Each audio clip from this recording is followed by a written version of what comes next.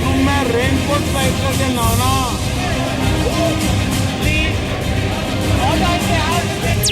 Bathroom में raincoat पहन करके नहाना, ये कला तो डॉक्टर साहब ही जानते हैं और कोई नहीं जानता। मैं बोला भी नहीं। प्रधानमंत्री मोदी ने पूर्व प्रधानमंत्री मनमोहन सिंह पर अब तक का सबसे बड़ा हमला बोला तो कांग्रेस बुरी तरह तिलमिला गई। इन्होंने राजनीतिक संवाद की मर्यादा तोड़ दी है और उसको इस निम्न स्तर पर लेकर चले गए कि उस स्तर पर बैठकर हम उनसे बातचीत नहीं कर सकते। पीएम के बयान से हर्ट हुए हैं सर।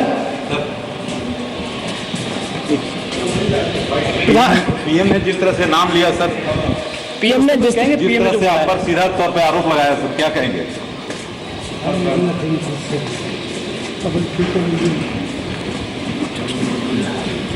बाथरूम में रेनकोट पहन करके नहाना, ये कला तो डॉक्टर साहब ही जानते हैं और कोई नहीं जानता। आज पार्लियामेंट में एक और सीमा टूट गई, पार हो गई, जिससे इतना गिर के कोई बात कर सकते हैं। आज जब चीजें उनके सामने आ रही हैं और उदाहरण के साथ आ रही हैं तो वो तिलमिला रहे हैं। उनके पास सिवाय वॉकआउट करने के, बहिष्कार करने के दूसरे कोई तरीके नहीं रहे। नोटबंदी पर चर्चा के दौरान मनमोहन सिंह ने डीमोनेटाइजेशन को लूट और कानूनी डकैती बताया था। पीएम मोदी ने उसी हमले का जवाब दिया। ऑर्गेनाइज्ड लूट एंड प्लंडर वाले बयान पर पीएम मोदी का तंज। It is a case of organized loot and legalized plunder. शहर तुम्हारा, कातिल तुम, शाहिद तुम, हाकिम तुम, मुझे यकीन है कि मेरा ही कसूर निकलेगा। मैं किस शब्दों में, किस अल्फाज में इसकी निंदा करूं, मेरे पास शब्द नहीं। वो सच्चाई है क्या? ये सच्चाई नहीं है? आपने और आप हम नहीं जानते क्या? मीडिया नहीं जानता क्या? इनके पिछले 10 साल के उसमें कितने स्कैम हुए। राज्यसभा में अब कांग्रेस की बायकॉट की रणनीति।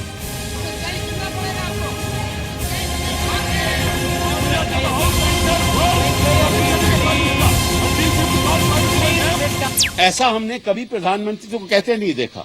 ये प्रधानमंत्री को ये सोचना चाहिए कि ये देश के प्रधानमंत्री हैं। People have given mandate to Sri Narendra Bhai Modi-led government. They were trying to heckle him. They are making running commentaries while sitting, and they were obstructing also. Is it the way? Budget session में अब काम नहीं, हंगामा होगा।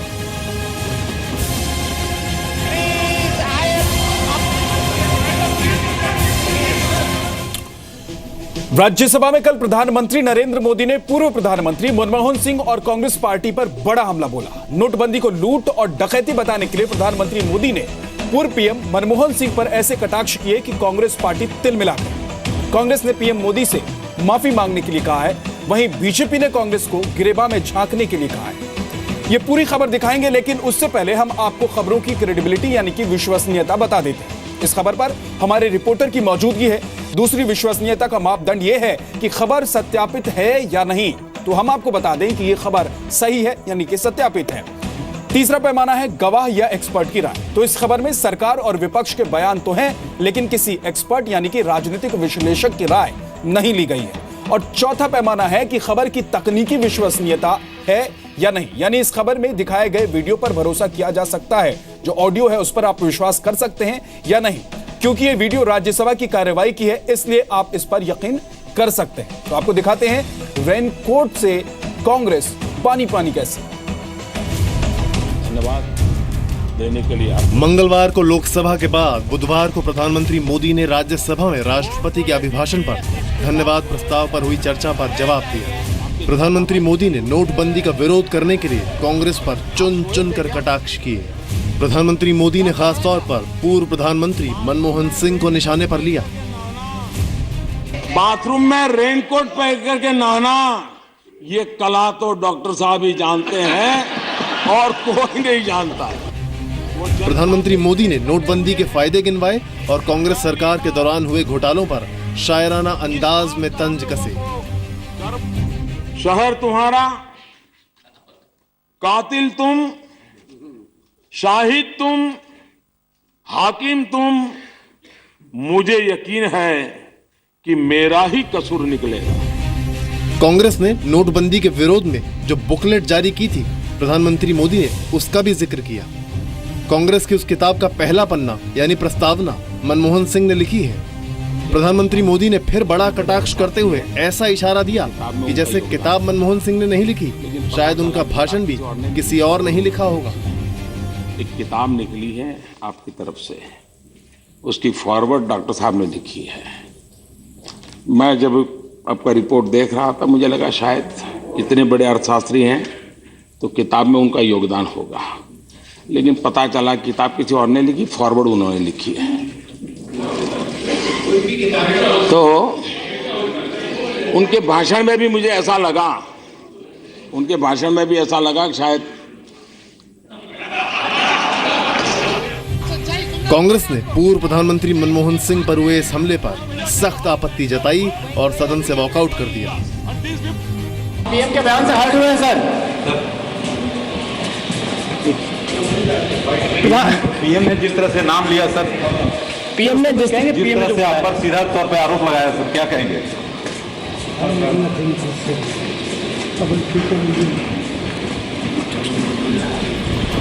Winter session में नोटबंदी पर चर्चा के दौरान 24 नवंबर को पूर्व प्रधानमंत्री मनमोहन सिंह ने डीमोनेटाइजेशन पर मोदी सरकार पर बड़ा हमला बोला था। नोटबंदी को लूट और सरकारी डकैती बताया था।